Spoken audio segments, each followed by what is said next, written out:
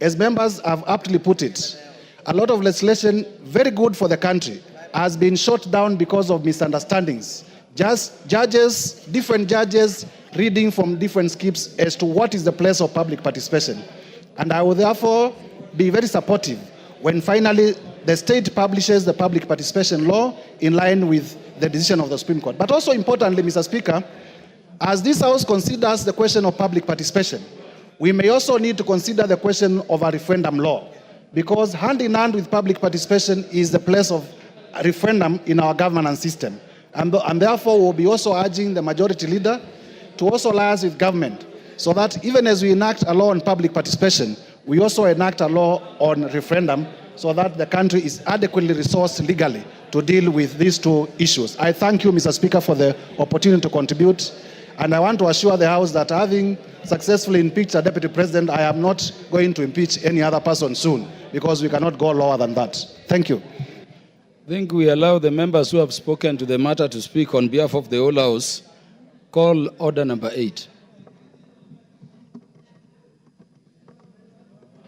Order number 8, motion, report of the Committee of the Whole House on the Kenya Drugs Authority Bill, National Assembly Bill number 54 of 2022. Question to be put. Yeah, honorable members, I order. Honorable members, I now put the question that this House do agree with the report of the Committee of the Whole House on its consideration of the Kenya Drugs Authority Bill, National Assembly Bill number 54 of 2022, up to clause 79, and seek leave to sit again. Will as many as are of that opinion say aye? Aye. Will as many as are of a contrary opinion say nay? The ayes have it. Next order. Order number 9, motion, first report on the implementation status of House resolutions on committee reports and public petitions. Mover to reply. Again, the chairperson of the Committee on Implementation to reply as briefly as possible. We want to put the question to this one. Thank you, Mr. Speaker. I beg to reply, and I want to thank the honorable members for their contributions, Mr. Speaker. And the most important thing that I want to ask those ministers and departmental heads, Mr. Speaker, that when they do budgeting, they need to include some money to enable the implementation of some of the resolutions, Mr. Speaker. Mr. Speaker, I want to donate only 2 minutes to Honorable Mwenje. The Honorable Raphael Wanjala, Chairperson, Committee on Implementation. If you intend to donate, you donate before you reply. So unfortunately for those members, they have been overtaken. Okay, Mr. Speaker, so just I reply. I beg to reply. Thank you very much. Honorable members, let me also put the question to this. Honorable members, I now put the question that this House adopts the first report of the Select Committee on Implementation on the implementation status of the reports on petitions and resolutions passed by the House, laid on the table of the House on Thursday, 26th October 2023. Will as many as are of that opinion say aye? Aye. Will as many as are of a contrary opinion say nay? The ayes have it. Yes, we had reorganized the order paper. Can you go back to order 7? Order number 7.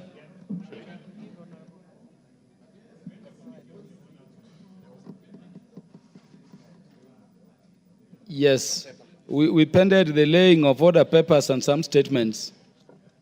The Chair, Departmental Committee on Finance and National Planning. Thank you, Honorable Speaker. Honorable Speaker, I beg to lay the following paper on the table of the House today, Wednesday, the 6th of November, 2024. the report on the Departmental Committee on Finance and National Planning on its consideration of the Equalization Fund Administration Bill, Senate Bill number 14 of 2032. Thank you very much. Please lay.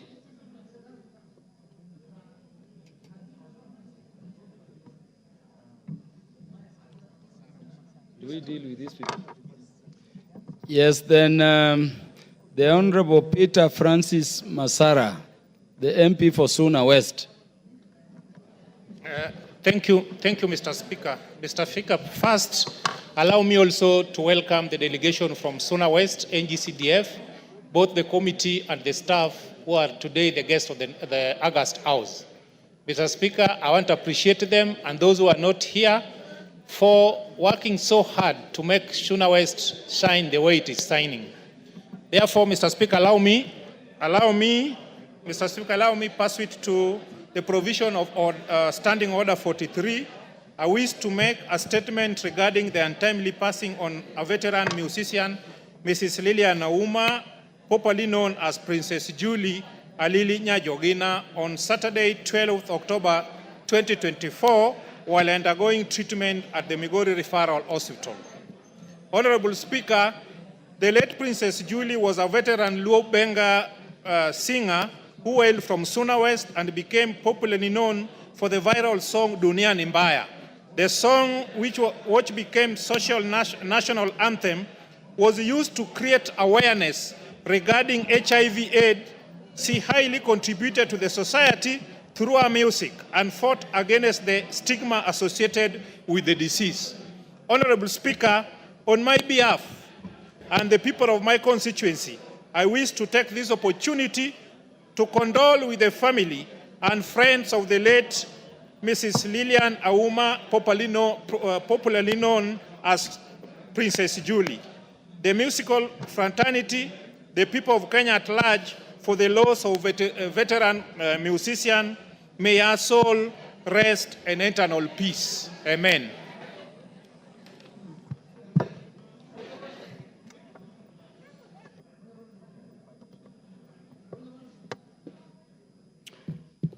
As the minority leader. Mr. Speaker, I also want to convey my condolences to the family of Prince Julie.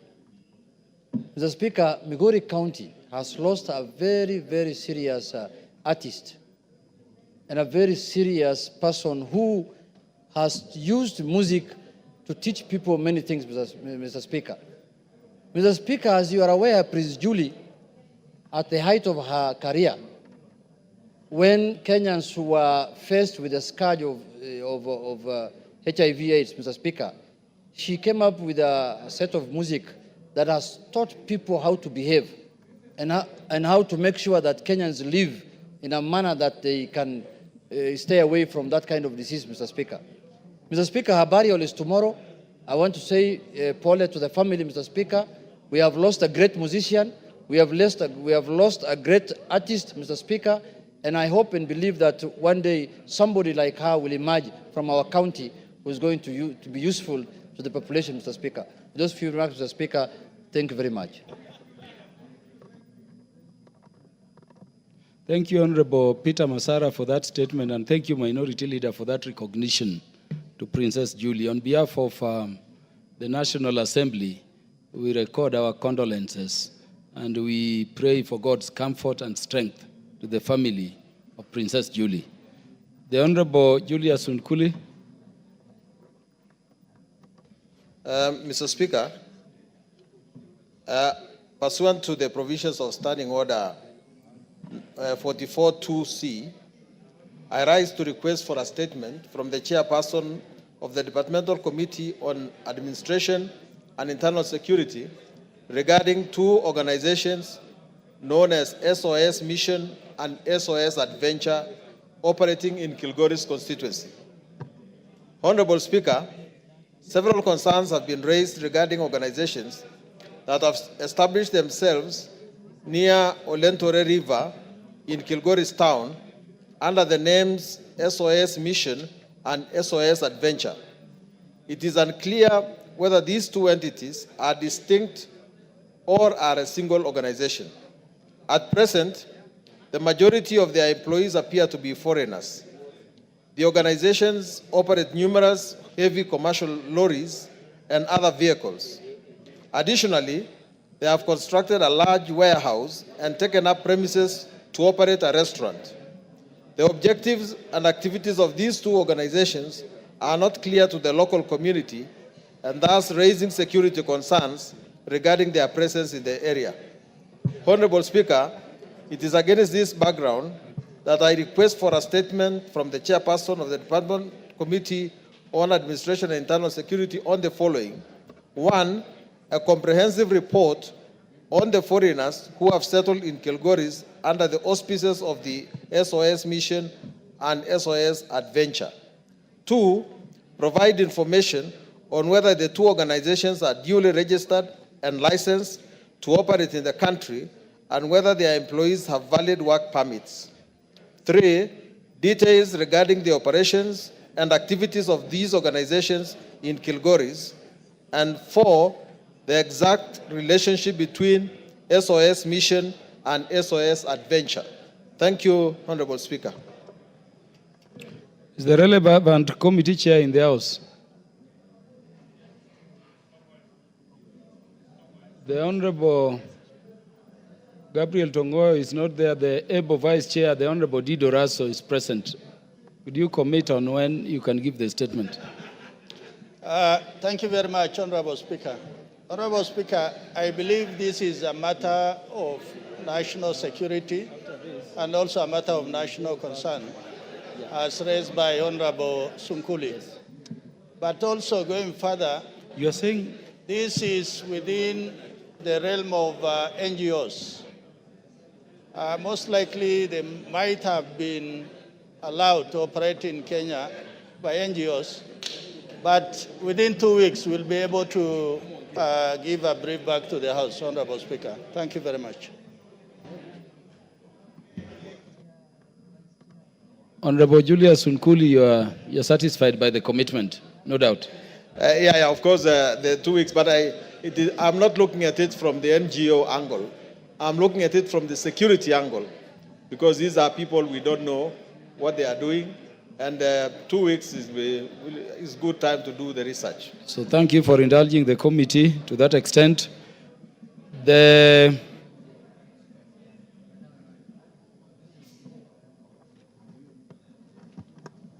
I will go back to the order paper.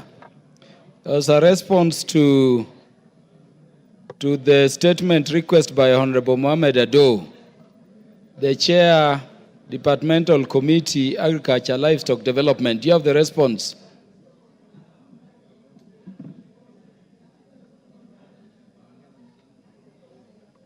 The Chair, Agriculture and Livestock Development Committee. Is it not that? Is the Vice Chair, Agriculture and Livestock Development Committee in the House? Yeah, you have the report ready? Give him the mic.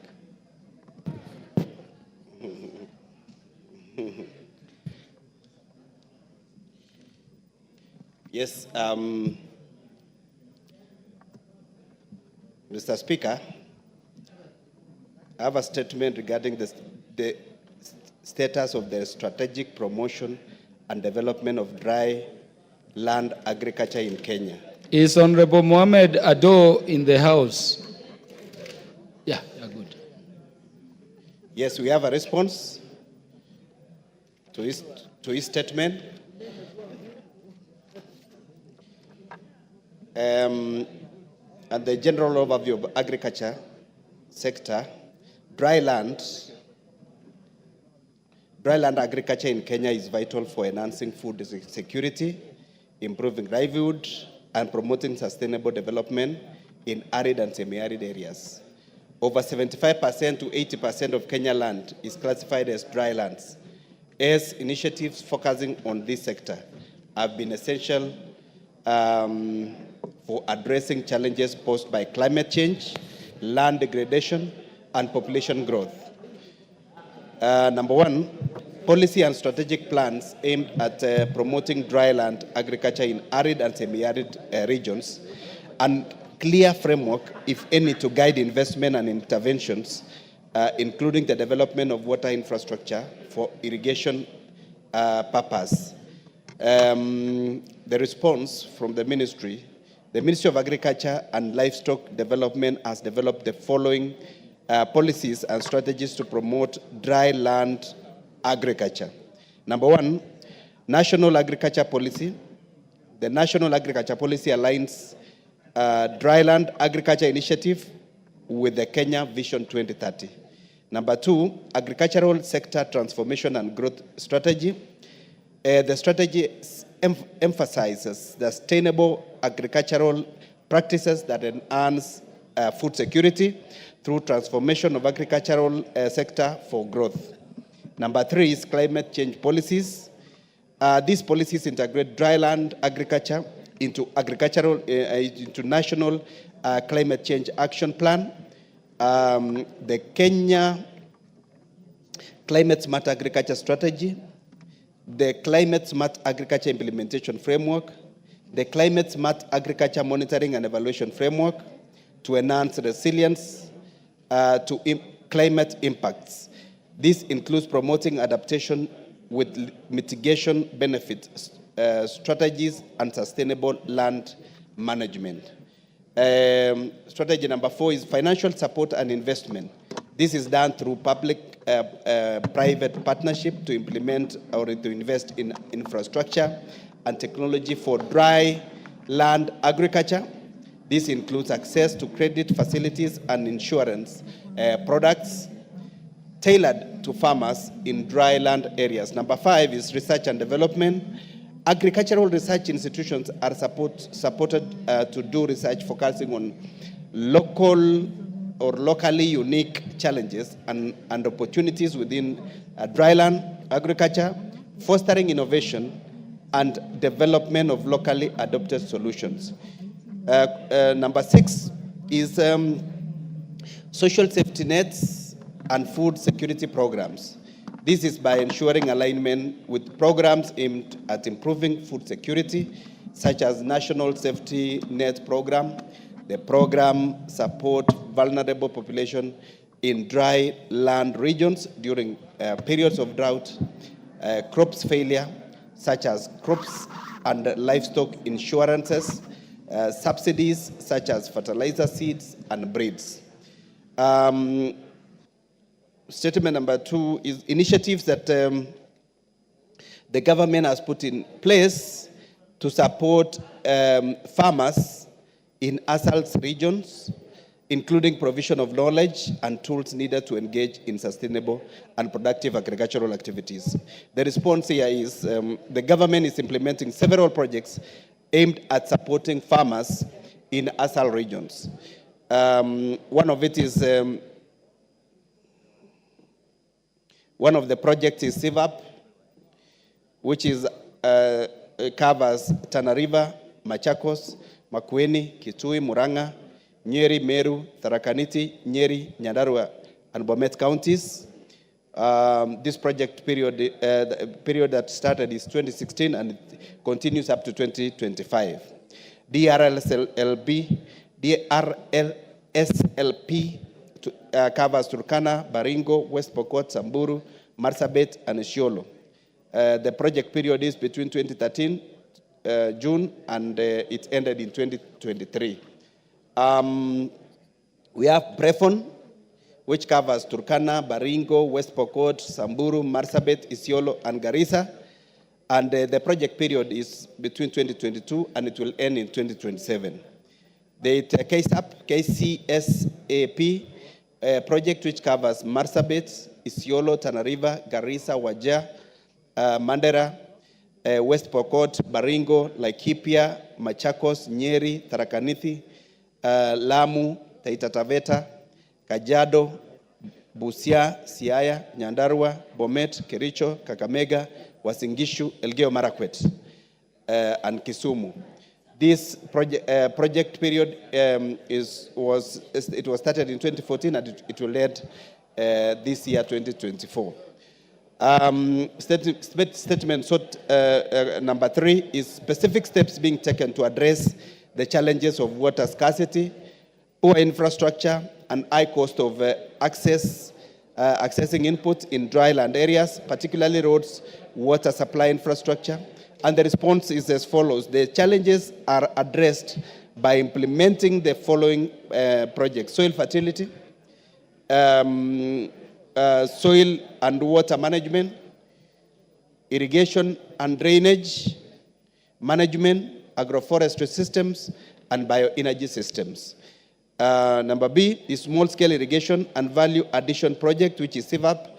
The projects has implemented the following activities in ASAL areas: 11 irrigation schemes, 19 micro-irrigation schemes, 48 water pumps or earth dams, 49 boreholes and shallow wells, 41 additional boreholes under construction, 18,087 hectares catchment, watershed under development, 419 kilometers of rural road under rehabilitation, 45.9 additional kilometers of roads under construction, 7 post-harvest handling market and grading sheds have been constructed, 3 additional grading sheds under construction, 3 livestock sale yards have been constructed, 4 additional livestock sale yards under construction,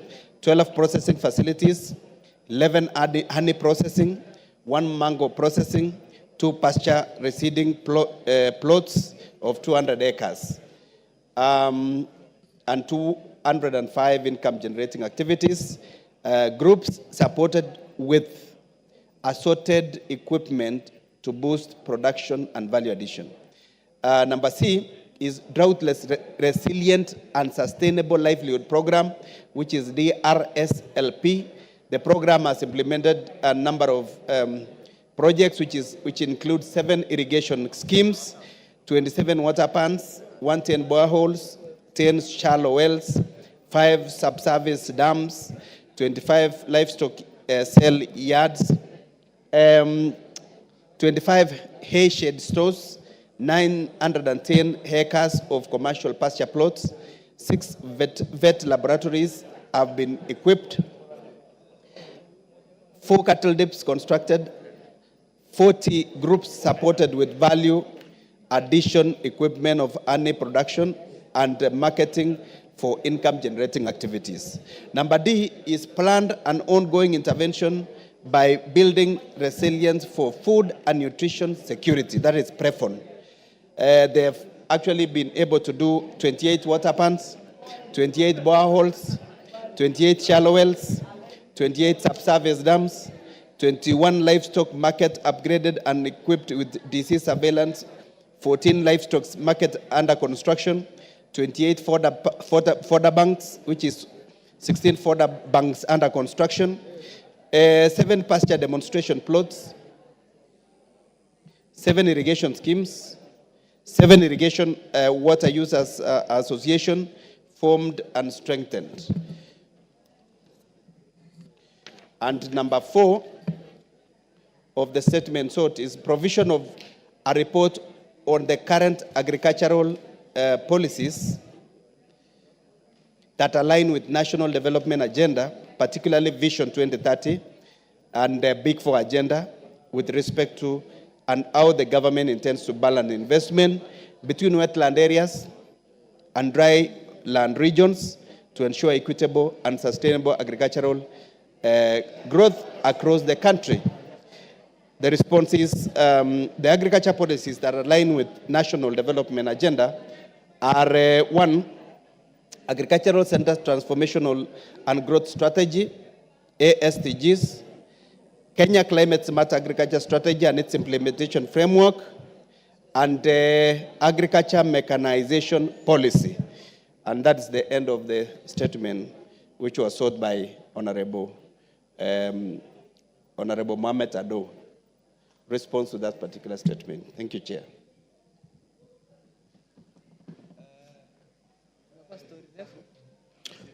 Honorable Mohamed Ado.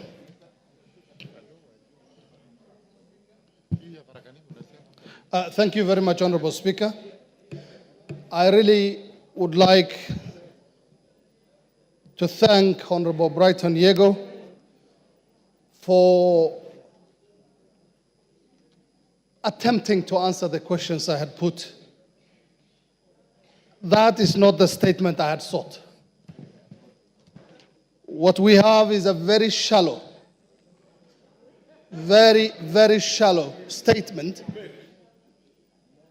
that does not meet the requirements of what I had requested. What we got from the honorable member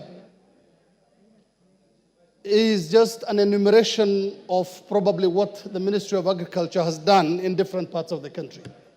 Honorable Speaker, 80% of the landmass of this country are in the arid areas. Yet we have continued concentrating agriculture only in the wetlands. And I also refuse the notion that terms Nyeri, Nyahururu, Meru, Bomet, Muranga as arid or semi-arid lands. So I am totally unsatisfied with the answer that's been provided by the ministry, because all these projects that have been enumerated here, we are seeing 11 irrigation schemes, 19 micro-irrigation schemes, 48 ponds and earth dams, 49 boreholes, and so many other figures. And they're not saying exactly where these projects have been initiated. Honorable Speaker, I am aware of farmers very eager to grow their own food and sell the rest to surplus. People who are struggling with lack of water. They have the land, they have the human resource, but they have very little help, not from the county governments and not from the national government. And that is why I brought that question to the floor of the House. I'm deeply unsatisfied. Thank you very much.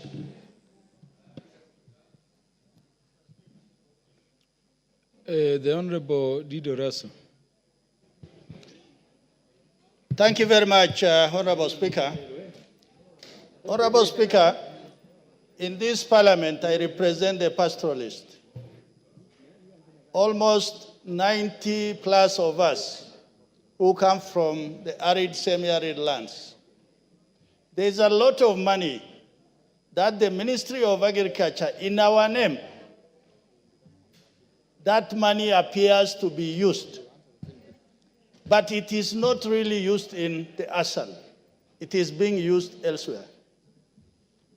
I wish the chairman for Budget and Appropriation Committee should be in the House to get it very clear from us as the members of the Pastoralist Parliamentary Group that if money is being borrowed from the World Bank, the IMF, in our name, it should cease to be borrowed to support ASAL, because that money is not doing what it is supposed to do. When somebody says Nyeri is arid and semi-arid, I know Laikipia. I know a bit of Laikipia. Some of these so-called arid areas, it is a new founded thing. It is fashionable to call yourself a pastoralist or you come from an ASAL area, just because you want to dip your hand into the pocket of what should help those marginalized and those far-flung areas that should be helped. Honorable Speaker, we have been around in this country for a while. We know even when you go to Nyanza, there are areas that are ASAL. But it is a deliberate effort by those who are cutting the cake. Let us cut it for our people. I think what Honorable Ado has asked is very clear. What Honorable Chairman has read there is quite unsatisfying.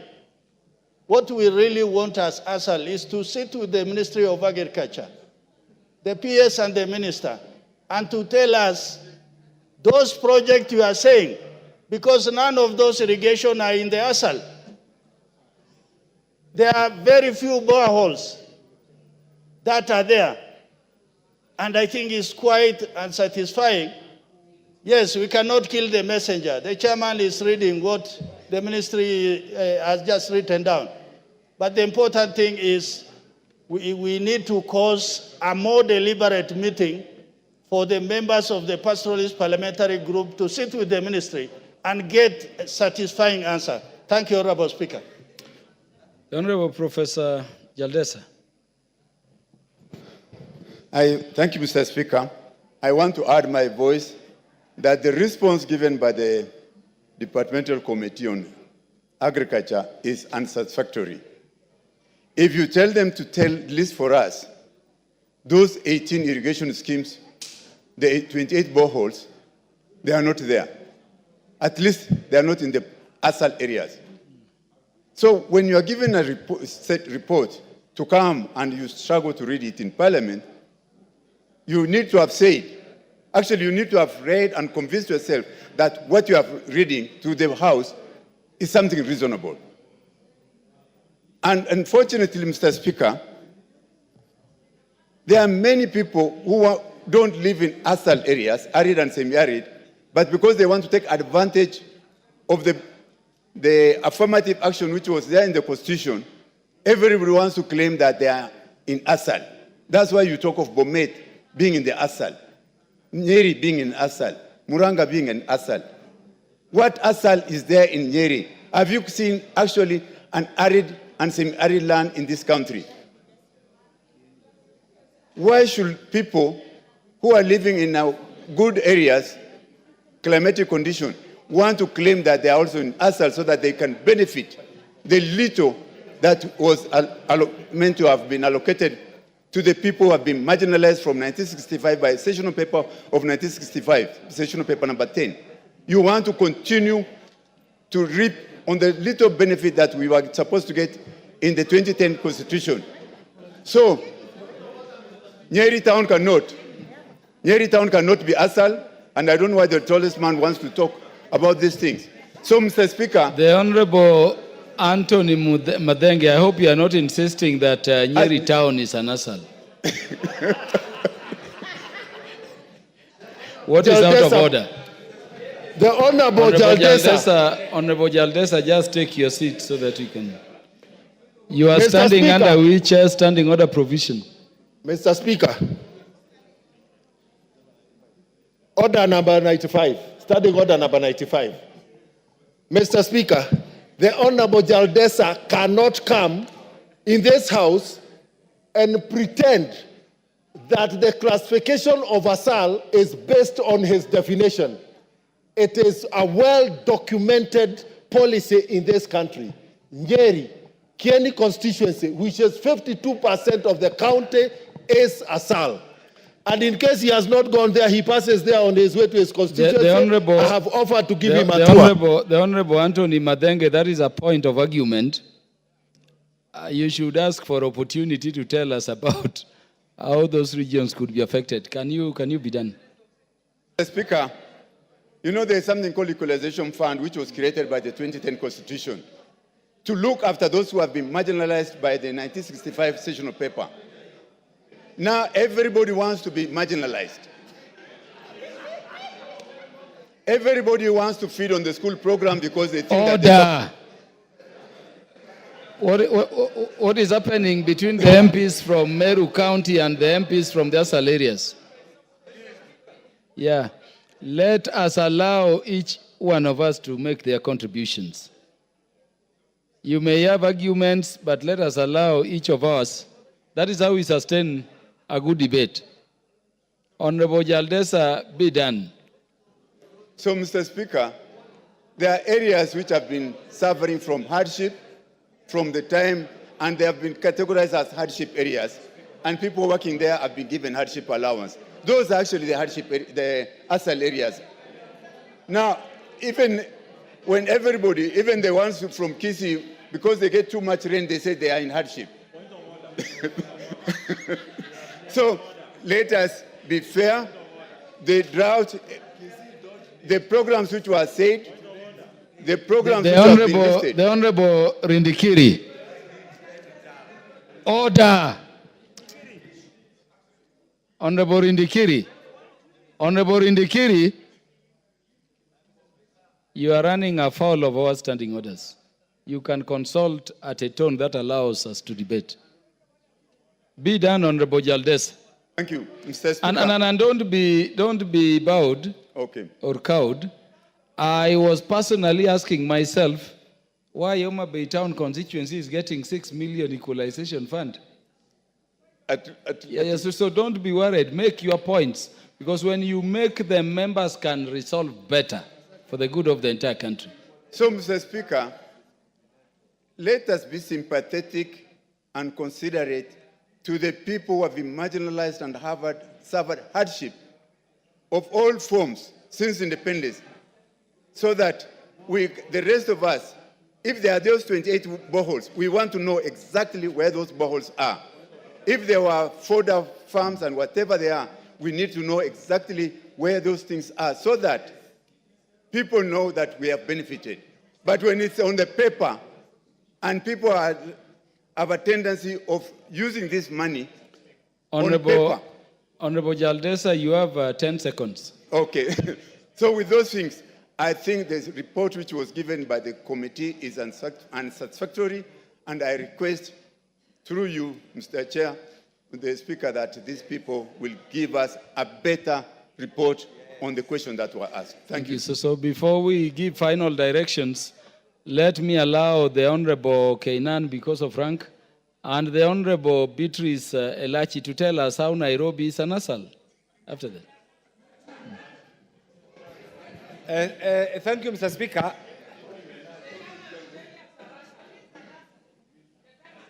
Mr. Speaker, I want to empathize with the Honorable Mohammed Ado for bringing this very important question. But equally, I also appreciate the answer brought by the Honorable Yegon. And you can see, Mr. Speaker, the confused role of a member of parliament in this constitutional infrastructure which is clouded, which doesn't make sense at all. We're asking a question to our honorable colleague. The honorable colleague is disadvantaged because he's denied the right information by those who are tasked with this, that is the minister and the PS. I want to request the honorable Ado, first of all, to direct this question to the CS Agriculture so that he comes here and we can direct the question at him. That is one. Two, Mr. Speaker, if you look at the preamble, the third clause, the preamble of the current constitution, it says, proud, the first one, it says, acknowledging the supremacy of the Almighty God. I don't know whether you can request the members to consult. The Honorable Antonio Luoch and is that Honorable Charles Nguna? You are disrupting the contributions of Honorable Kainan. Mr. Speaker, in the preamble it says, this is the preamble of the current constitution. We, the people of Kenya, acknowledging the supremacy of the Almighty God of all creation, honoring those who heroically struggle to bring freedom, and this is the word, freedom and justice to our land, proud of our ethnic, cultural, and religious diversity, and determined to live in peace and unity as one indivisible sovereign nation. Mr. Speaker, this preamble is not out of the blue. The framers of the current constitution had in mind what can bring together under the sovereign Republic of Kenya the membership of the 42 nation states, Mr. Speaker, including the Somali nation state, the Luo nation state, and many other nation states, Mr. Speaker. Mr. Speaker, that being the case, there is no country that does not have a disadvantaged region because of nature. Mr. Speaker, even at the end of the Second World War, Marshall Plan was a product to uplift the economic, social, political status of those vanquished nations, Mr. Speaker. In our case, after we got our independence, Sessional Paper number 10 of 1965 was a product, Mr. Speaker, of the petit bourgeoisie, the privileged individuals who wanted to further sideline those who are already sidelined, Mr. Speaker. That is why that paper, when you mention it, for us who come from the disadvantaged regions, we feel that is the second attempt in... Yeah, the Honorable Omboko Milemba is on a point of order, Honorable Kenan. Just take your seat a minute. I have had a very keen interest in this matter, Honorable Speaker.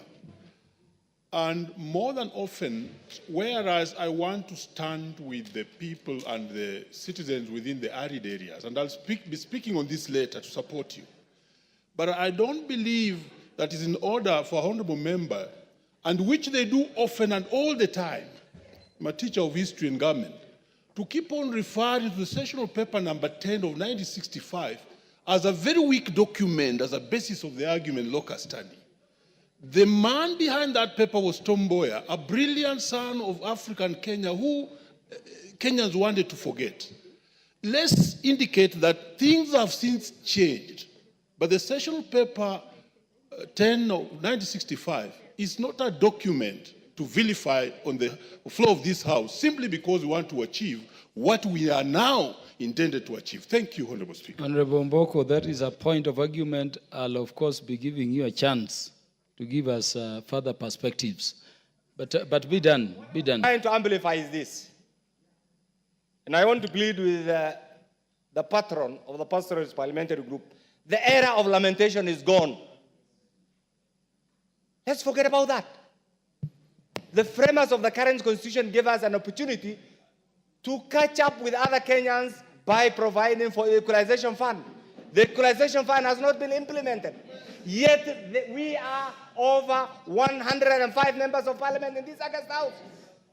We need to go back to the drawing board. Let me finish this.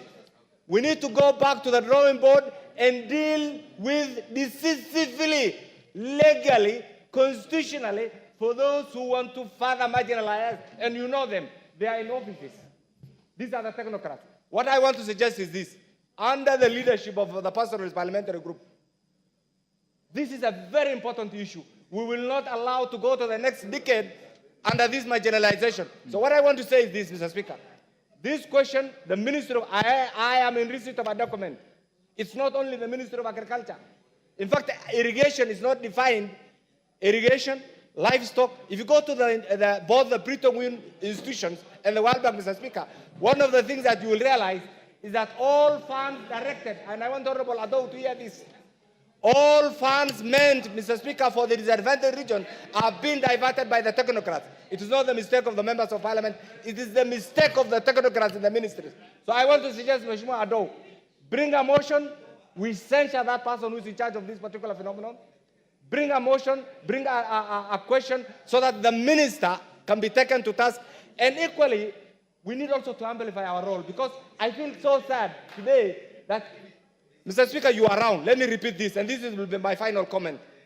Under the current constitutional infrastructure, there were 3 contending groups, actually 4, and you fit in one of them.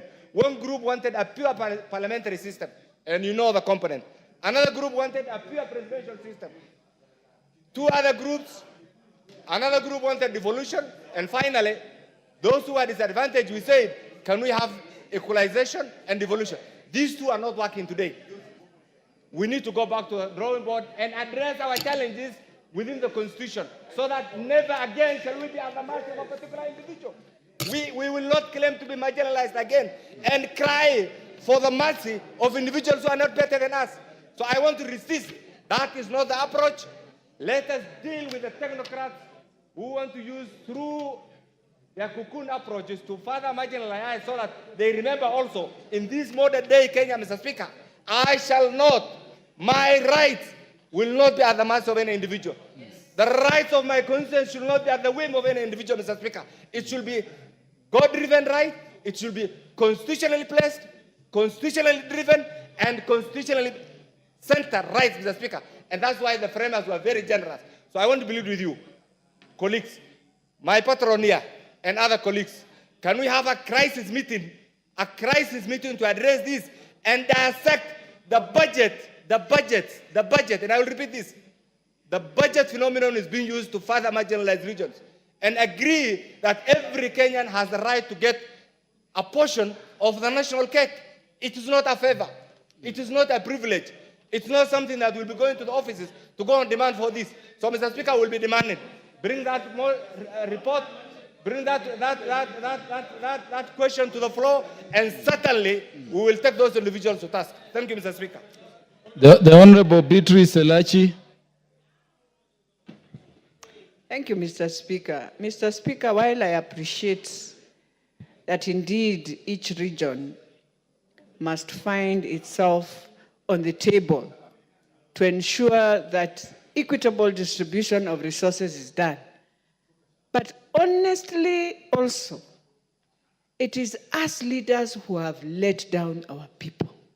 You cannot tell me since we started devolution that the monies that have gone to counties, and especially we agreed as a country that monies of devolution will be more than any other region, so that our brothers and sisters from the ASAL area can also grow based on that, and also the monies of Equalization Fund.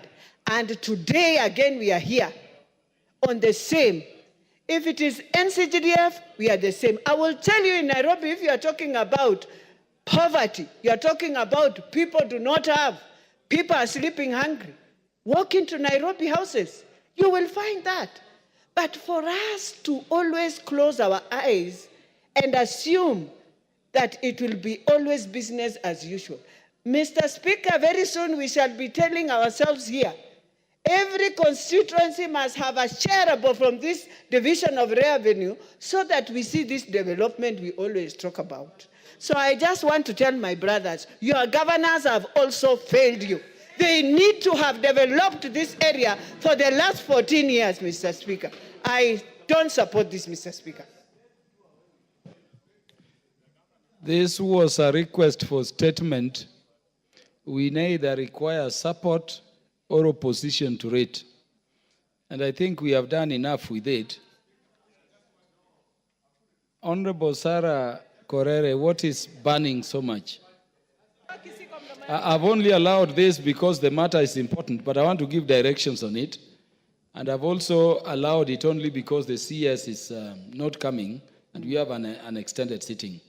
But members would agree we are beyond our deliberation on statements for the time, therefore. Honorable Korere, proceed. Shukrani Speaker. Mheshimiwa Speaker, napenda kukubaliana na ndugu yangu Mohamed Ado, na pia namsikitikia sana mwenzetu aliyojaribu tu kujibu hiyo swali kwa niaba ya wizara ama idara husika. Mheshimiwa Speaker, nilipokuwa nasikiza majibu yake ni ya kukasirisha pia kidogo. Maana ukweli ni kwamba kuna fedha tu taslimu ambayo imeachwa katika idara hii ili kushughulikia maneno ya sehemu kame katika kukuza chakula, ili tusiwe watu wa kuombaomba. Saa zingine watu wetu wanawekwa kwa aibu kila siku kusimama na gunia kuongojea kupewa kilo moja ama kilo mbili ya mahindi. Kwa hivyo mheshimiwa, nataka kusema hivi, majibu aliyopeana ni ya kukera sana na haina msingi yoyote. Na saa zingine pia hawa chairman ama chairman wa kamati waje waangalie sana, wasije wakadhalilishwe na hawa mawaziri kwa kupeana majibu kiholela holela ambayo haijibu chochote ambayo kimeulizwa. Asante Mheshimiwa Speaker. The Honorable Bishop Koske.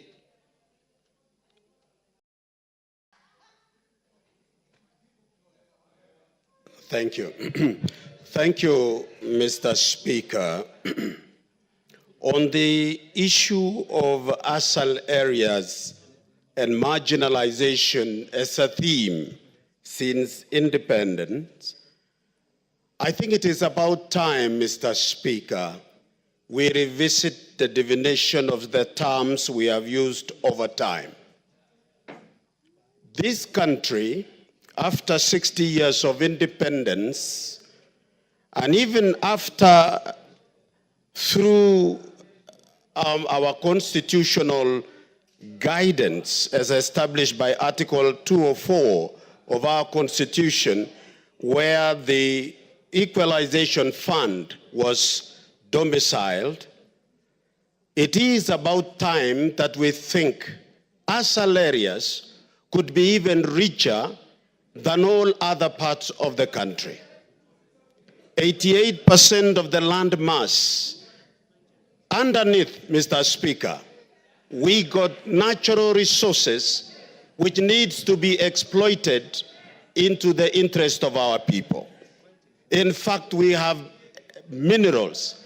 So we need to improve from 0.5 just for sinking boreholes and doing these mitigative projects, Mr. Speaker, into real survey of our natural resources lying underneath.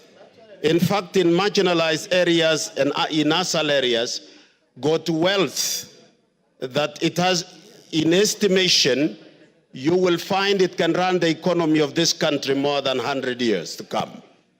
We have oil, we have minerals of any kind, and some people have gone into those areas for what you call speculation and bought land and privatize it because they know that it is quite rich. We would like to redirect these particular resources of 0.5 and enhance it even better and use it in discovering what can help our people from the ASAL areas. Mr. Speaker, I think I want to make my own point by saying let us advance this argument better and make it useful for our people. Thank you, Mr. Speaker. Honorable members, we have other statements to deal with. It was not a call for debate. I want to give directions which will enable us to participate over the matter better and to come up with a more workable solution. I know Honorable Watch wants to speak about Mathare as ASAL. Honorable Rueda Obo wants to speak about Lamu as an ASAL. I can tell you there is a part of my constituency which does not receive enough rain, but it is not ASAL. So I want to direct as follows. We have other business to transact and other reports also to receive.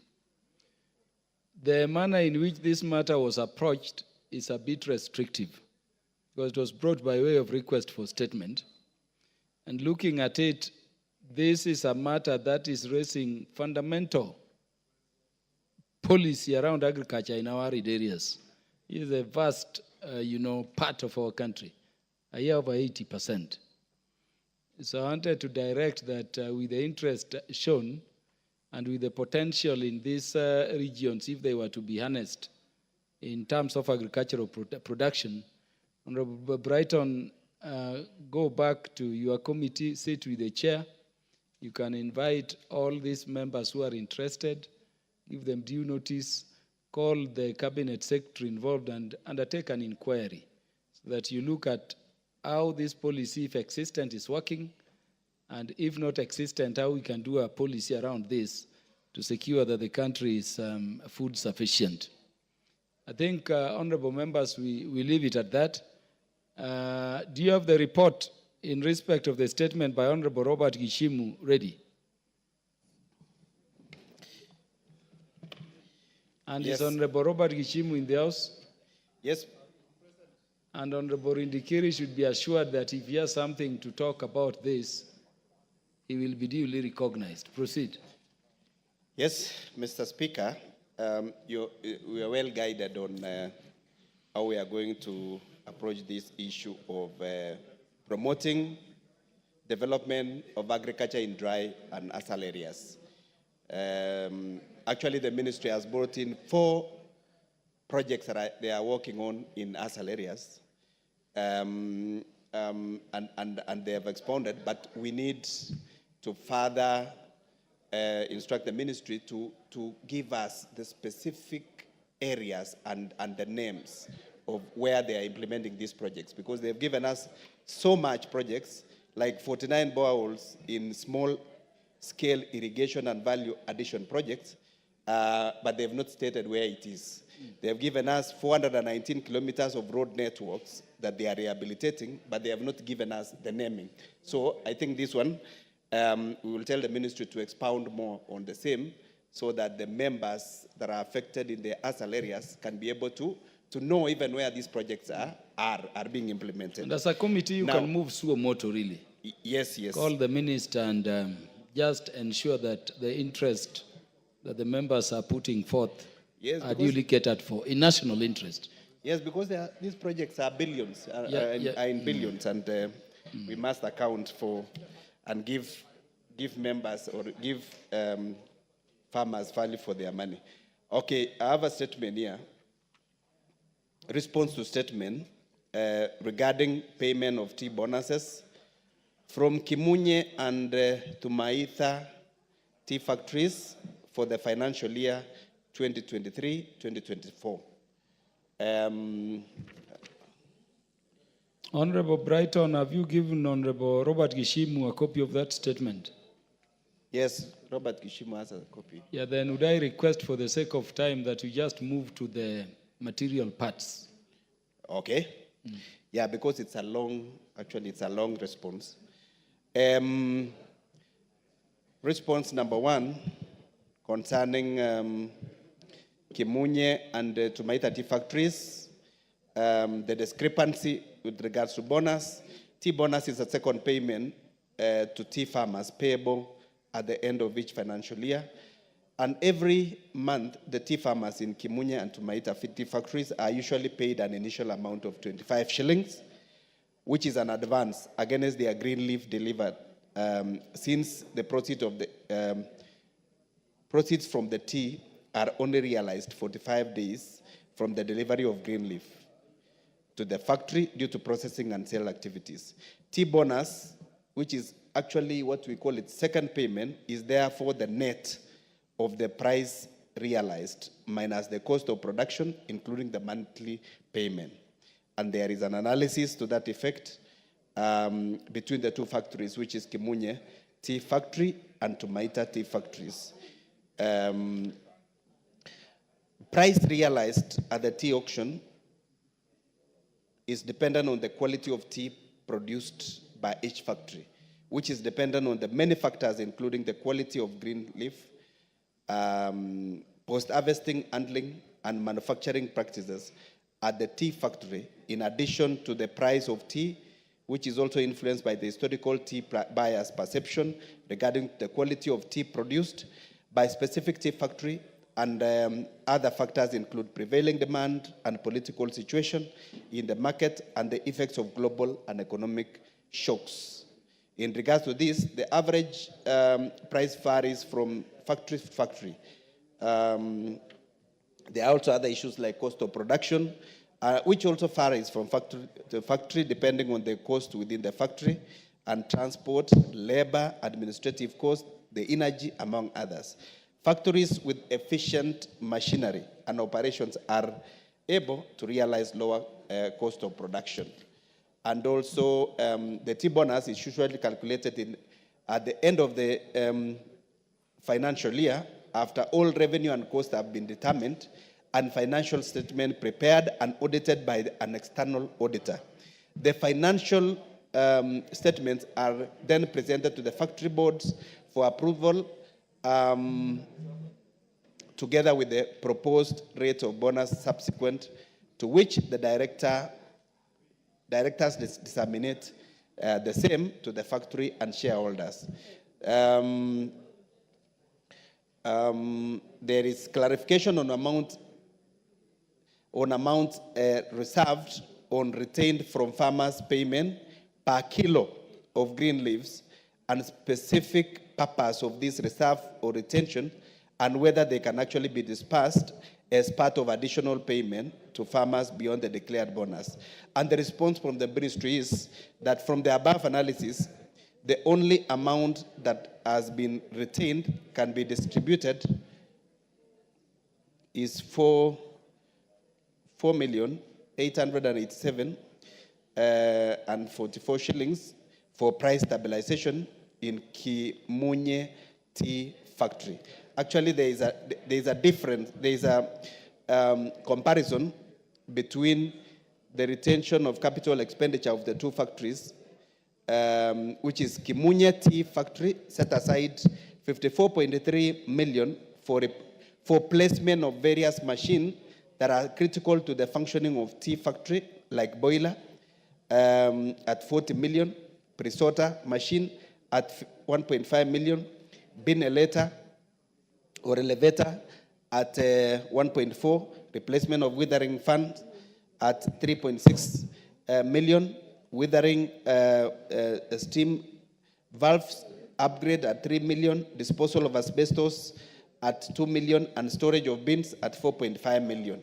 And then in Tumaita Tea Factory, through an irrevocable resolution agreed to retain 11.5 million for the tea packing machine costing 2 million, winnower for 4.5 million, manual latte, and among other machines that were the amount was set aside to be purchased. Proposed dividend relates to the returns to the holders of commercial shares in accordance with the articles of association. Yeah. Retention of price stabilization of Kemunya Tea Factory is a provision to cover for future negative price fluctuations of the factory teas in the market.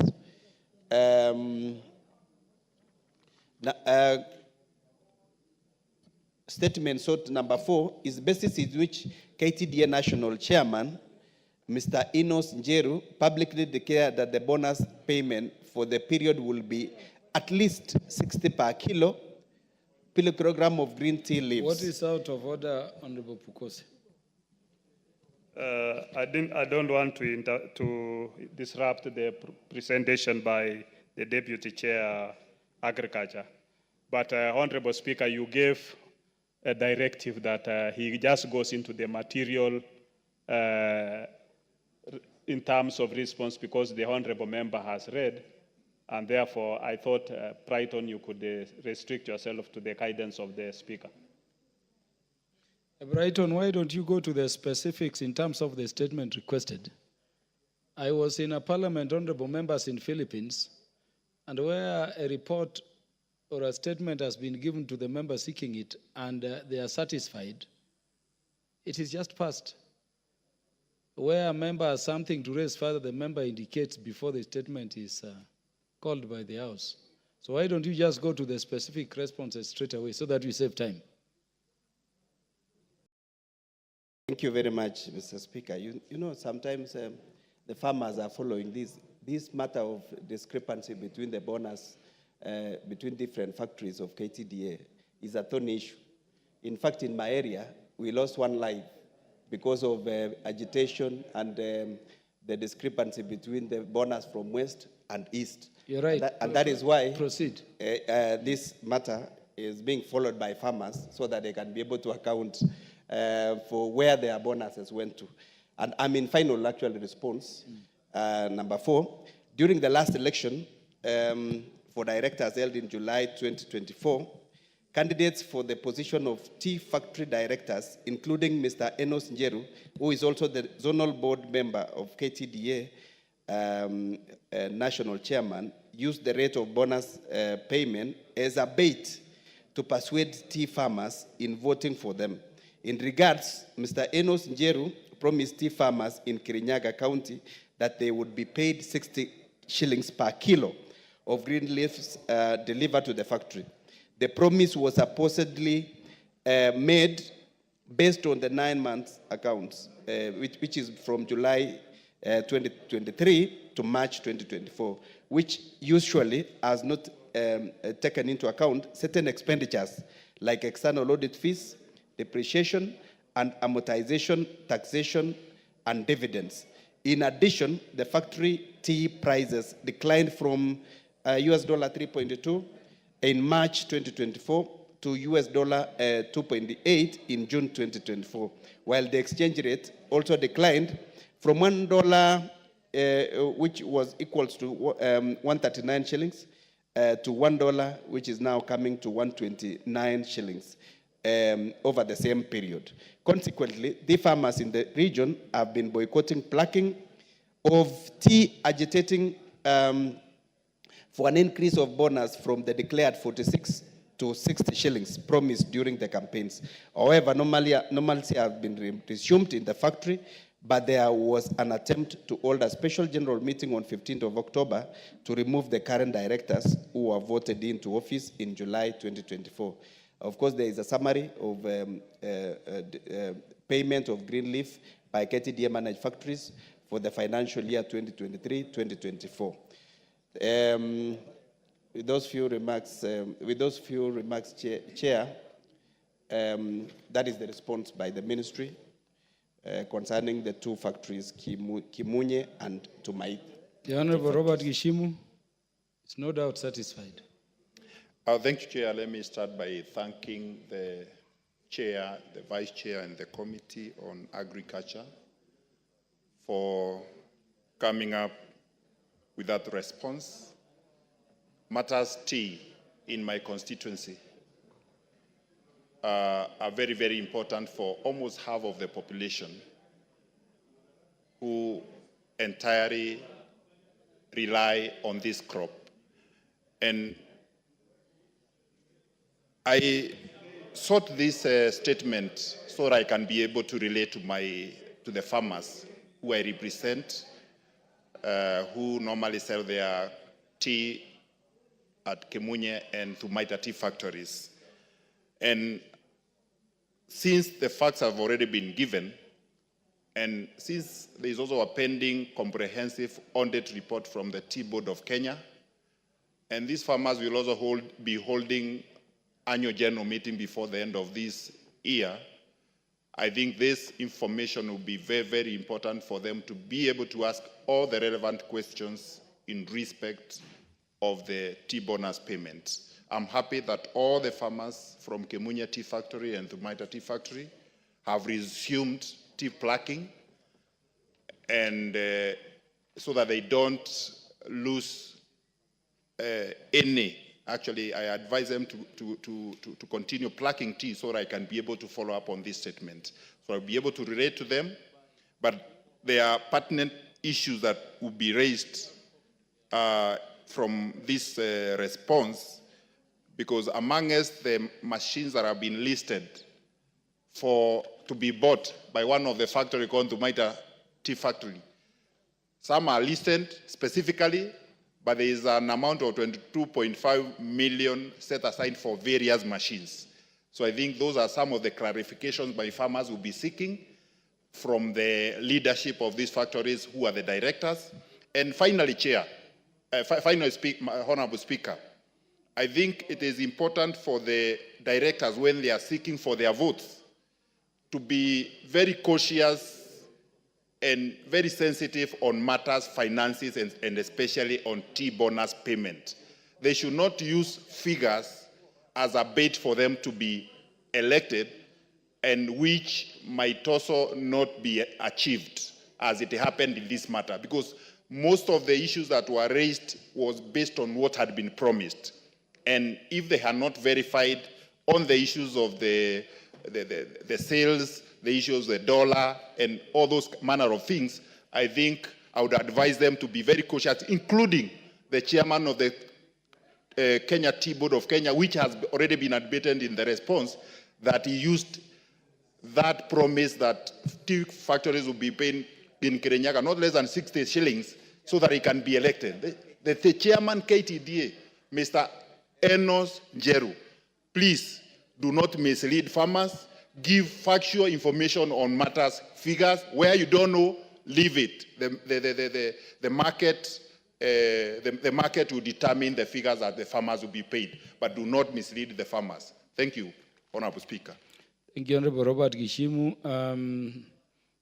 The Honorable Vice Chair for Agriculture Committee, you have the response for the Honorable Sarah Kurere. Yes, I have response concerning lease of agricultural development, ADC land in Rumuruti in Laikipia County. details of the private investor that the Agricultural Development Corporation leased 15,000 acres of land in Rumuruti, Laikipia County, and the response from the ministry is as follows. The Agricultural Development Corporation, ADC, through its subsidiary Land Limited, owns approximately 63,220 acres in Rumuruti, Laikipia County. Out of these 63,220 acres, 15,000 acres were leased to the company called Waragus Limited. And the particulars of Waragus Limited directorship are as referenced in the attached CR12 document, and which there is a document there for CR12, and the report has been shared. Sarah Korere, Mheshimiwa. Number two, a report of the procedure followed by ADC in leasing of the said property, including the report on public participation conducted, if any. And the response from the ministry is as follows. The lease of property of Waragus Limited was conducted under the Authority of Agricultural Development Corporation Act, Cap 444, specifically Section 13. This section empowers the ADC board to engage in commercially viable ventures and also to enter into all such transactions as it deems necessary for or conducive to the performance of its function. According to the board, the board has the mandate to manage ADC resources, including leasing land to enhance economic benefit. In line to this mandate, board followed the procedure rules and procedures to ensure transparency and accountability in the investment of the project, which include leases, joint ventures, and concession arrangement. Public participation in the ventures is facilitated through open tendering as required by the procurement laws, ensuring fairness and openness with regards to the decision-making process. Therefore, in this case, the leasing process involved in the public participation through open tendering mechanism, fully complying with the relevant procedures, regulations, and maintaining the transparency expected in the ADC commercial ventures. And there is an attached extract dated 14 of September 2015 in the Annex 2, which has been given to Sarah Korere. Okay, number 3 and final one, steps to be taken to reverse the lease if determined to have been prearranged. And the response from the ministry is as follows. The lease agreement between the ADC and Waragus Limited provides for the termination and exit clause, which outlines the conditions under which either party can end the lease. And if it is determined that this lease was prearranged, or that any party has failed to meet the obligation under the terms of the agreement, a notice of terminate can be issued in accordance with the provisions of the lease. The termination process will begin by issuing a formal notice specifying the grounds for termination based on the failure of one or both parties to fulfill the obligation. And finally, this allows the reversal of the lease through mutual agreement or, if necessary, through legal channels. If dispute arises regarding compliance with the terms of the agreement, should both parties agree, the lease can be terminated amicably, or further legal procedures may be pursued if contested. Thank you very much, Mr. Speaker. That's the response from the ministry. The Honorable Sarah Korere.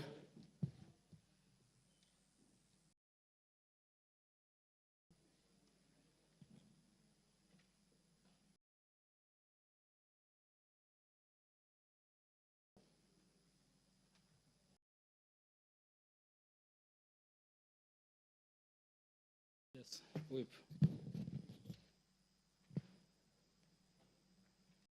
Thank you, Speaker.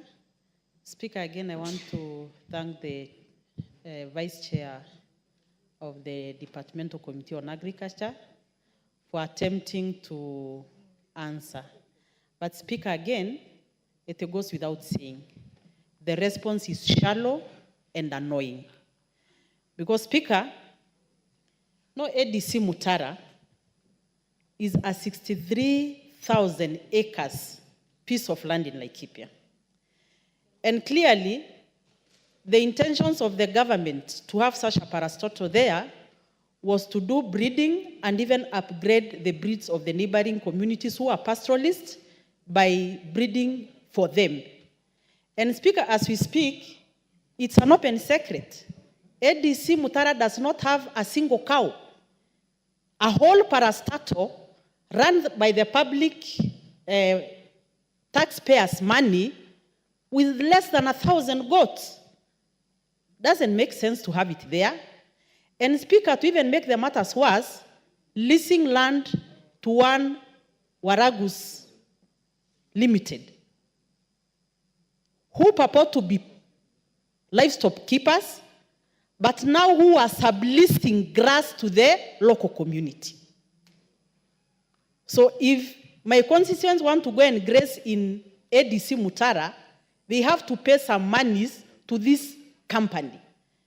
And I was just wondering, if they really had to lease that land to people who are livestock keepers, did they have to go and shop for livestock keepers elsewhere when we have them just around them in the immediate neighboring?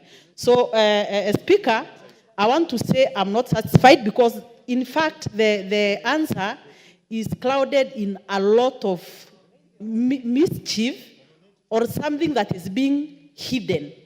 I want to say, Speaker, I will retreat and redraft a question direct to the CS for Agriculture. Because I think if we go in that kind of manner of answering things here, we'll not get to the bottom of this matter. And Speaker, I'm saying this because Laikipia is one place where the locals have always been marginalized by their land being taken away in the name of investment.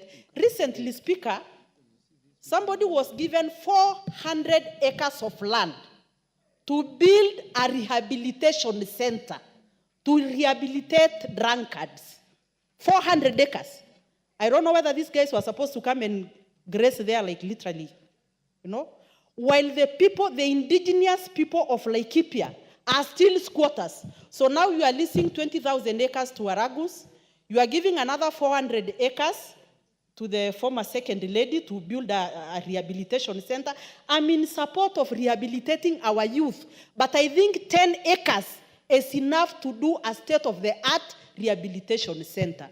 That is why we cannot just sit here and see land being leased left, center, and right in the name of investors, but in real sense, people are stealing land from the locals. Honorable Brighton, do you want the committee to move on its own motion and interrogate the matter deeper, or you would prefer Honorable Korere brings the question? She indicates she may bring. Speaker, Honorable Because clearly there appears to be some issues beyond. Yes, Honorable Korere has brought in more issues than what was asked in this particular, and there are very serious issues that matter, which needs more investigation. We will therefore take it back to the committee to do further investigation on the matter of the land that is, she said, has been leased out irregularly. Maybe she can also pursue the other route of a question, but as... No, not necessary. Take it up on your own motion. You know the inadequacies of statements, but ultimately we are resolving issues of concern to Kenyans whom we represent. So take it up, invite Honorable Korere, invite the sector heads, the cabinet secretary involved, and in each case where you have promised you'll be undertaking inquiry or further investigations, do it expeditiously and ensure there is a report before the House, which we can then all debate and enrich for proper policy in the direction. Honorable Karoli, we want to go into other business. No, I'll be very brief, Honorable Speaker. Thanks for the opportunity. As a matter of fact and law, lease of government land, whether owned by a parastatal or directly by central government, is actually privatization. So when they're investigating this matter, they should tell us how the leasing of that land fits within the Privatization Act and within the privatization process. Because what ADC owns, when you lease to a third party, a private party, you have actually undertaken privatization. I am sure when the land in Laikipia was leased, there was no privatization plan brought to this house. There was no scheme brought to this house. There was no approval of this house. So all those leases are illegal, and anybody holding ADC land under lease is actually somebody who has committed a crime. And that is the position in law. So when you do the investigations, be very clear. Tell us when the privatization plan was approved by this house for the leasing of ADC land. And that goes to even the land at the University of Nairobi and Moi University. I think we need to be very clear instead of committing all these crimes against innocent people. Thank you, Honorable Karoli. So, Honorable Brighton, you see the reason as to why I say you should come up with a report which can then be debated. That knowledgeable persons like the Honorable Karoli, if they don't come before the committee, they can speak to whatever report you'd, of course, bring. Because ultimately, we are moving under Article 95, Sub-Article 2, to resolve issues of concern to the people. What is out of order, MP for Sotik? Mr. Speaker, I would like to revert back to the issue of tea, because, Chair, I raised my hand, and you completely refused to see my hand. So, no. Mr. Speaker, I want to request that I make a few comments on the tea issue. Honorable Segei, there is something we call in law court sphincters official. Parliament is functionally out of that business for now. So I stand down. And I can assure you this is not those matters which would permit you to deal with us the way you used to deal with us when you were commissioner. Next order.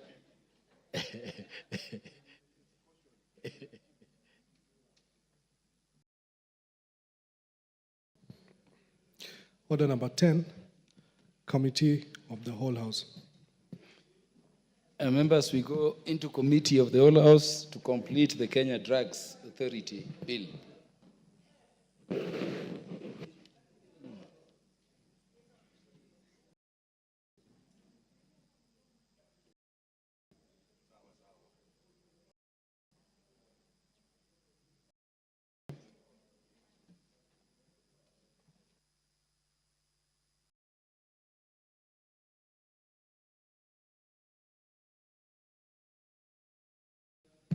Very well, honorable members. You can now resume to your seats as we go back to the Committee of the Whole on the Kenya Drugs Authority Bill, National Assembly Bill number 54 of 2022.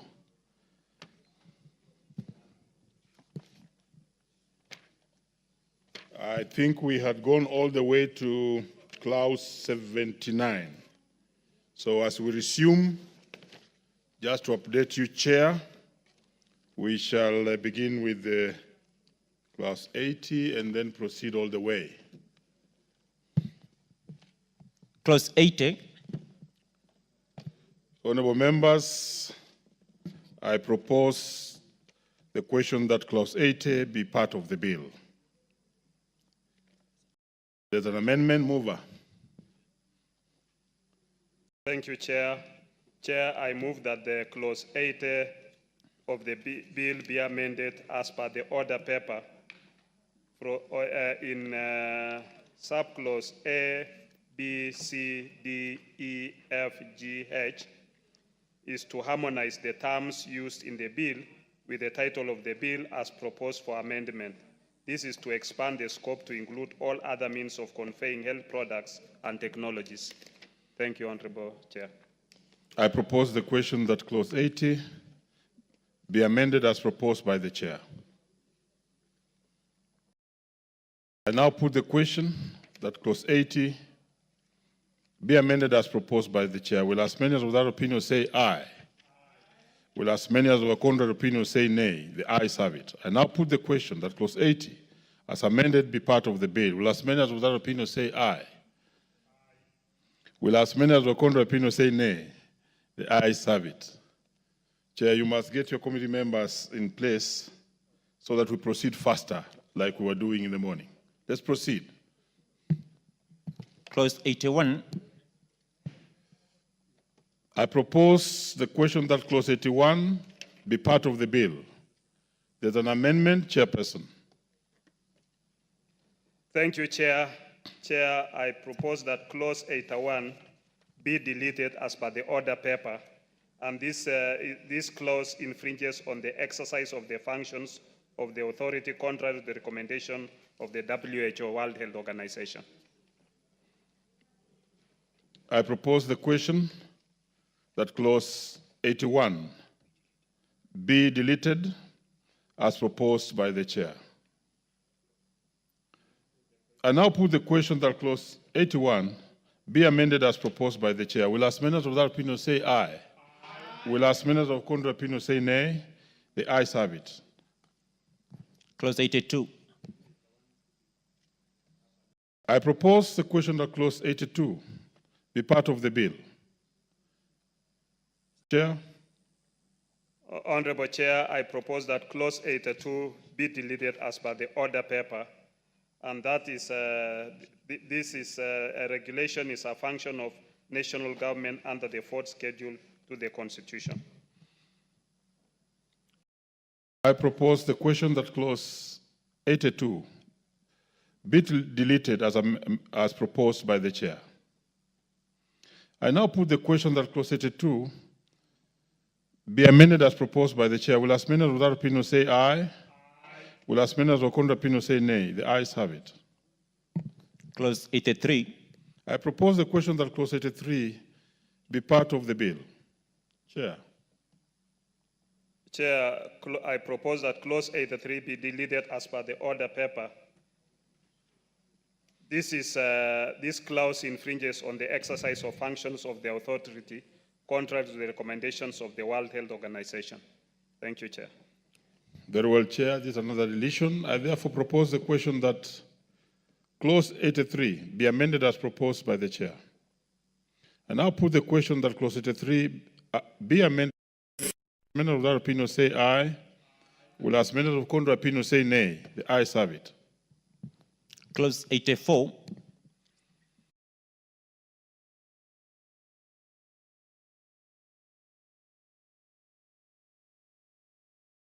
And therefore, I'll proceed to put the question, which is that clause 84 be part of the bill. Will as many of that opinion say aye? Will as many of a contrary opinion say nay? The ayes have it. Clause 85. I propose the question that clause 85 be part of the bill. Chair.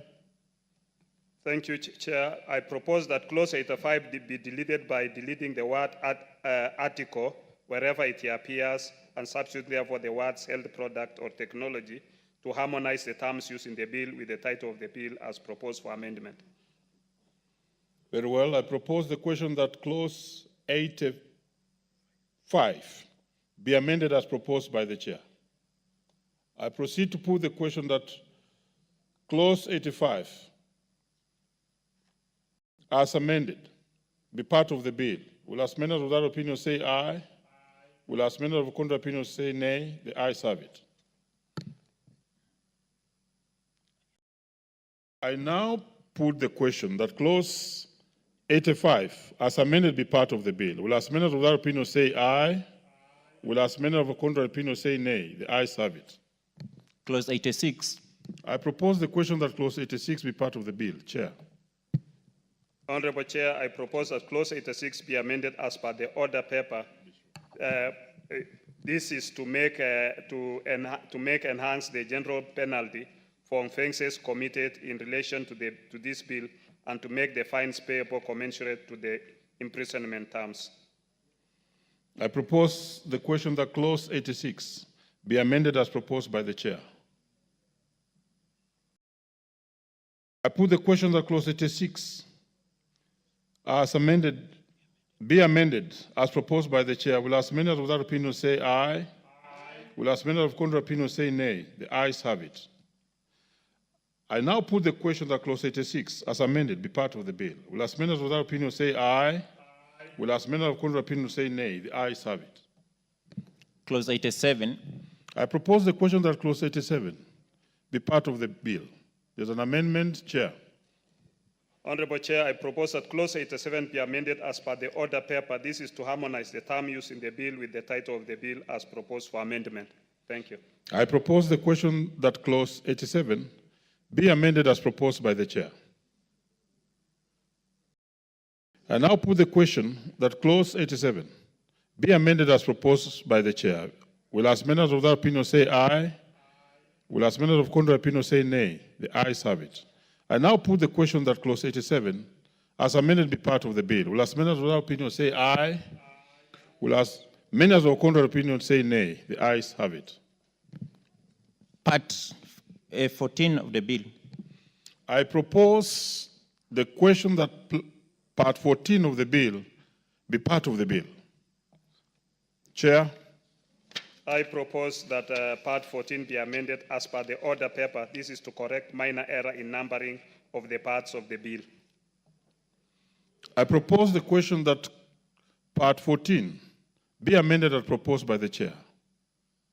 I now put the question that part 14 be amended as proposed by the chair. Will as many as without opinion say aye? Will as many as without contrary opinion say nay? The ayes have it. Clause 88. I propose the question that clause 88 be part of the bill. There's an amendment, Chair. I propose that clause 88 be amended as per the order paper. This is for proper drafting and consistency in the wording used in the statute book. I propose the question that clause 88 be amended as proposed by the chair. I now put the question that clause 88 be amended as proposed by the chair. Will as many as of that opinion say aye? Will as many as of contrary opinion say nay? The ayes have it. I now put the question that clause 88 as amended be part of the bill. Will as many as of that opinion say aye? Will as many as of contrary opinion say nay? The ayes have it. Clause 89. I propose the question that clause 89 be part of the bill. There's no amendment on this one. I proceed to put the question that clause 89 be part of the bill. Will as many as of that opinion say aye? Will as many as of contrary opinion say nay? The ayes have it. Clause 90. I propose the question that clause 90 be part of the bill. Honorable Chair. Honorable Chair, I propose that clause 90 be amended as per the order paper. This is necessary for grammatical flow. I propose the question that clause 90 be amended as proposed. I'll take it again. I propose the question that clause 90 be amended as proposed by the chair. Will as many as of that opinion say aye? No, let me take it again. Let's go back and take that whole clause again. Clerk, please. Clause 90. I propose the question that clause 90 be part of the bill. Honorable Chair. We are taking it again. Thank you, Chair. Chair, I propose that clause 90 be amended as per the order paper. This amendment is necessary for proper grammatical flow. I propose the question that clause 90 be amended as proposed by the chair. I now put the question that clause 90 be amended as proposed. Will as many as of that opinion say aye? Will as many as of contrary opinion say nay? The ayes have it. I now put the question that clause 90 as amended be part of the bill. Will as many as of that opinion say aye? Will as many as of contrary opinion say nay? The ayes have it. Clause 91. I propose the question that clause 91 be part of the bill. Chair. Honorable Chair, I propose that clause 91 be amended as per the order paper. This is for proper reference to the Auditor General as designated under Article 229 of the Constitution, and which is the successor of the Kenya National Audit Office. I propose the question that clause 91 be amended as proposed by the chair.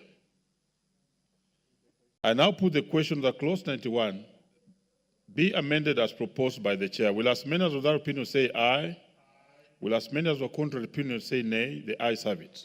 I now put the question that clause 91 as amended be part of the bill. Will as many as of that opinion say aye? Will as many as of contrary opinion say nay? The ayes have it. Clause 92. I propose the question that clause 92 be part of the bill. There's an amendment, Chair. Honorable Chair, I propose that clause 92 be amended as per the order paper. This amendment provides that the authority may invest its funds only with the approval of the Cabinet Secretary for the National Treasury. I propose the question that clause 92 be amended as proposed by the chair. I now put the question that clause 92 be amended as proposed. Will as many as of that opinion say aye? Will as many as of contrary opinion say nay? The ayes have it. I now put the question that clause 92 as amended be part of the bill. Will as many as of that opinion say aye? Will as many as of contrary opinion say nay? The ayes have it. Clauses 93 and 94. I propose the question that clauses 93 and 94 be part of the bill. There are no amendments on these ones, and I proceed to put the question that clauses 93 and 94 be part of the bill. Will as many of that opinion say aye? Will as many as of contrary opinion say nay? The ayes have it. Title to Part 15. I propose that Part 15 be part of the bill. Honorable Chair. Honorable Chair, I propose that Part 15 be amended as per the order paper. This is to correct minor error in numbering of the parts of the bill. I propose the question that Part 15 be amended as proposed by the chair. I now put the question that Part 15 be amended as proposed. Will as many as of that opinion say aye? Will as many as of contrary opinion say nay? The ayes have it. Clause 95. I propose the question that clause 95 be part of the bill. Is there an amendment on this one? Quite a number. So deal with all of them.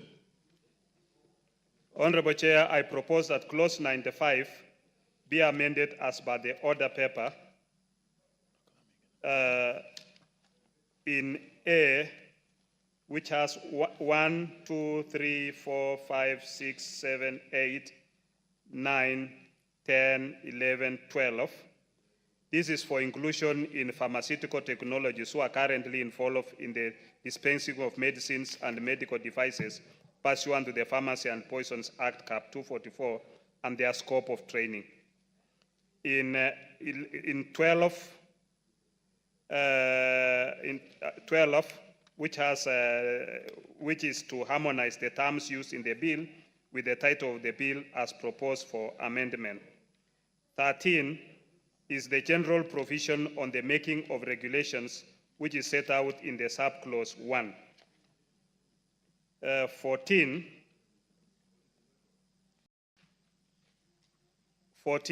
which has A and B, is to provide for the making of regulations on licit use of narcotic and psychotropic substances, parallel importation of medicines, safety monitoring, pharmacovigilance, and post-market surveillance. Thank you, Honorable Chair. Very well. I propose the question that clause 95 be amended as proposed by the chair. Yes, Honorable Elachi. You are very active in the morning.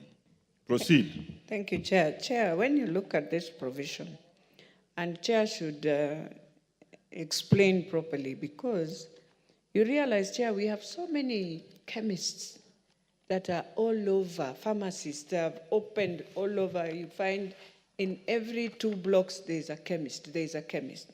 Now, when you come and put all this so that now this pharmacist or this chemist can be regulated in this manner, it is very crucial, because you find even today, while you're trying to prescribe the standards or the compositions or all those things, is that how do we then give assurance to the public that we have quality on some of the drugs that you find, and what measures are we giving some of these chemists where you only find 5 drugs in their chemist? You are wondering, is this really a chemist operating, or what quality are we and controls do we have when we give them all this, Mr. Chair?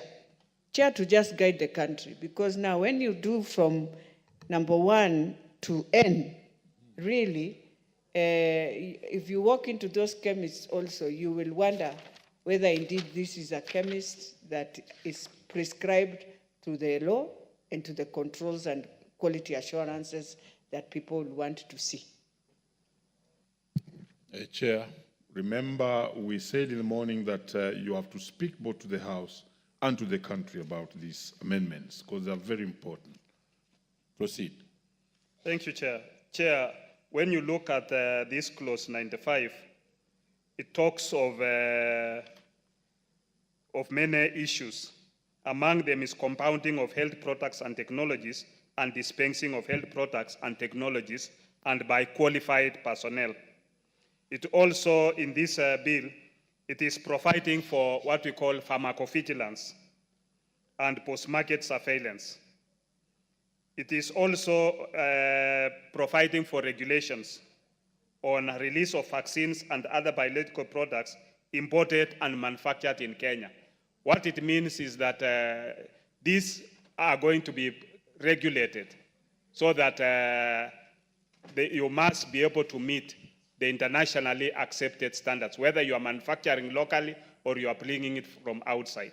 It also makes it necessary that you cannot be able, like when you go into some of the chemists, you might find that the people who are dispensing are not qualified. So in this bill, we are trying to make sure that we regulate who is that is dispensing and must be qualified and must also be able to understand what product they are dispensing, whether it's a technology or whether it's a medicine or whether it's a vaccine. Thank you, Chair. Very well, and Honorable, that you remember, I believe you were here when the Deputy Speaker spoke on this, and this matter had been raised by the Honorable Dawood in terms of achieving certain international standards so that these medicines, drugs that will be manufactured in this country can then attract market outside and beyond Kenya. I hope that answers it. And therefore, let me put the question that clause 95 be amended as proposed. Will as many as of that opinion say aye? Will as many as of contrary opinion say nay? The ayes have it. I now put the question that clause 95 as amended be part of the bill. Will as many as of that opinion say aye? Will as many as of contrary opinion say nay? The ayes have it. Clause 96. I propose the question that clause 96 be part of the bill. Chair. Thank you, Chair. Chair, I propose that clause 96 be amended as per the order paper. In 96A, 1, 2, and B, this is to provide for the transition of both the Pharmacy and Poisons Board and the Board of Management of the National Quality Control Laboratory, as we are creating now a new board. In C, which has A, B, and B, this is to provide sufficient time, which will facilitate the conduct of extensive stakeholder participation on the regulation of pharmacy practice regulation. The amendment further seeks to ensure that the Pharmacy and the Poisons Board shall continue to exist. Order, Honorable Chair.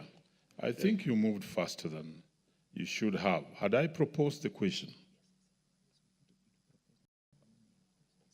Yes. I propose the question that clause 96. Oh, you're still moving. Yes. Proceed. Thank you, Chair.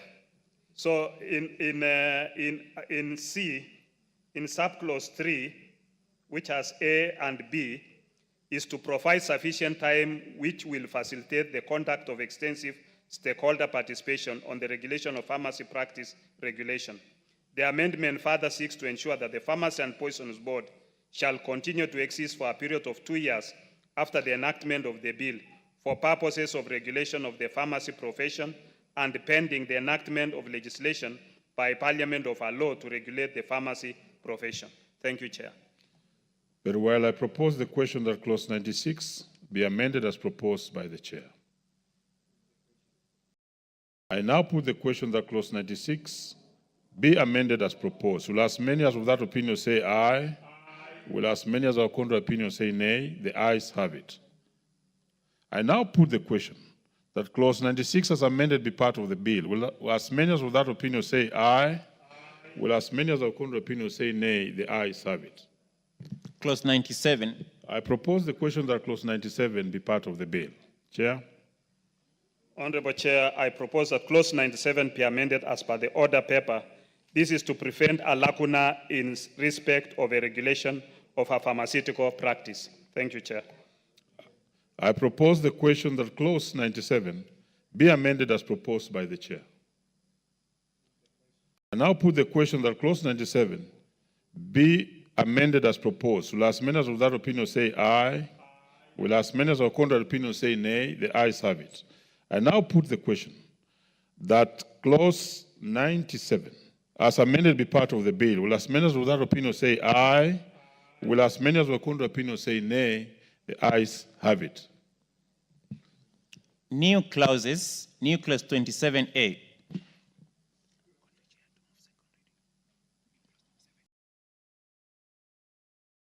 Chair, move clause 27A.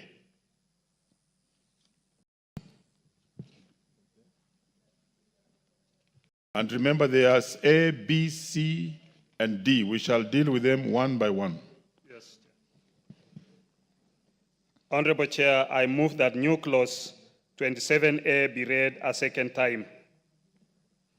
Honorable Chair, this new clause 27A, a person who intends to import, manufacture, or sell a health product or technology shall apply to the authority for the registration of the health product or health technology in the prescribed form. 2, an applicant under subsection 1 shall specify the particulars of the person with appropriate knowledge of all aspects of the health product or health technology, who shall be responsible for all communication between the applicant and the authority in the declaration page of the application form. B, where the applicant is not a citizen of Kenya or is a company incorporated outside Kenya, appoint a local representative who shall be a citizen of Kenya, a person who is or has permanent residence, or a company incorporated in Kenya. And 3, the application made under subsection 1 shall be accompanied by A, proposed label for use on the health product or technology. B, a copy of the manufacturing license of the health product or technology where applicable. C, a copy of the good manufacturing practice certificate from the authority and the regulatory authority of the country where the health product or technology is manufactured. D, a copy of certificate of analysis from a quality control laboratory recognized by the authority where applicable. E, a copy of the marketing authorization or certificate of registration of the health product or technology from the regulatory authority of the country where the health product or technology is sold. F, the available data on the quality, safety, efficacy, and performance of the health product or technology submitted in a common technical dossier format. G, a sample of the health product or technology. H, proof of ownership of the site for the manufacture of the health product or technology where applicable. I, where the applicant is not a citizen of Kenya or is a company incorporated outside Kenya, a copy of the agreement appointing the local representative. J, where the application relates to a health product or technology which is registered with a foreign regulatory body. 1, a copy of certificate of registration. 2, professional information relating to the health product or technology. And 3, the conditions of the registration of the health product or technology. K, proof that the applicant holds a valid practicing license issued by the body responsible for the profession of pharmacy.